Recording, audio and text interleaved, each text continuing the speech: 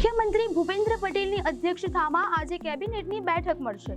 કેબિનેટની બેઠકમાં રાજ્યમાં વરસાદની સ્થિતિ પર ચર્ચા થશે, તો સાથે જ સૌરાષ્ટ્રમાં પાક નુકસાનના સંદર્ભે ચાલી રહેલા સર્વે પર સમીક્ષા કરવામાં આવશે।